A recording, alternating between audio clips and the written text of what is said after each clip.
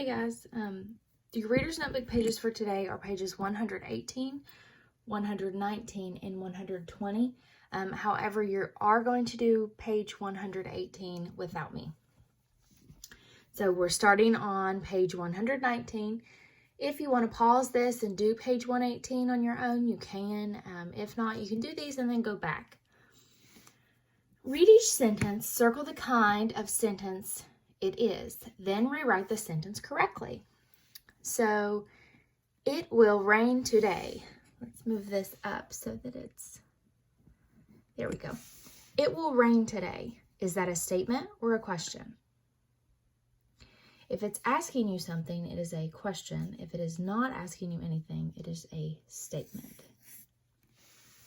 Then you will rewrite the sentence on the line, making sure that you are adding a capital letter and a period because it's a statement. Skip number 2 and go back to it, where you can pause if you want and do number 2. Moving on to number 3, did you see the clouds? Is that a statement or a question? It is a question because you can answer it. It's asking something. So make sure whenever you rewrite your sentence, you're adding a question mark. Coming down to the bottom, it says read the paragraph below, then rewrite the paragraph correctly. Use quotation marks at the end of, use question marks. I was going to say we haven't learned about those yet.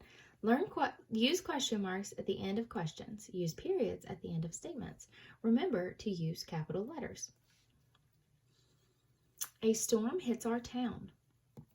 We stay in the house. What else can we do? Mom gives us popcorn. Dad reads to us. When will the storm end? So, a storm hits our town. We're missing a period. We stay in the house. We need a capital letter. What else can we do? That is a question. It's asking something. Mom gives us popcorn. Mom is at the beginning of a sentence, so it needs to be capitalized. And there needs to be a period at the end because it's a statement. Dad reads to us. Period. When will the storm end? Question mark or period? Question mark because it's asking a question. When will the storm end? Then you're going to pause this and rewrite the paragraph correctly, adding punctuation and capital letters. Moving on to page 120, we're talking about word choice. The wind blew the door closed.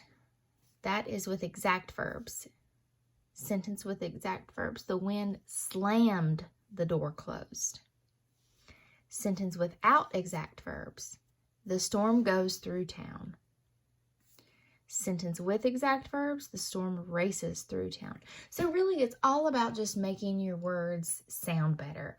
It's about I always say it's making your sentences juicy. You're adding good words. Blue is a boring word. Slammed adds a little something to your sentence. So when we come down to the bottom, all we're doing is taking the words in this box and swapping them out for words that mean the same thing. And we know that 2 words that mean the same thing are called synonyms. So we're just finding a synonym that sounds a little bit better. So you're going to read this, and they've already underlined these for you. And let's see, the wind blew loudly. Blew. Pounded, howled, stared, swirled, or hid.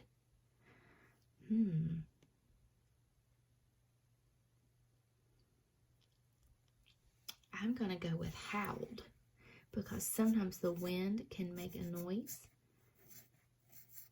And we are going with howled. So you can cross that out when you're done.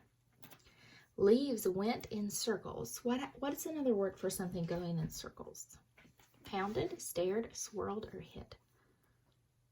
Swirled. Yep.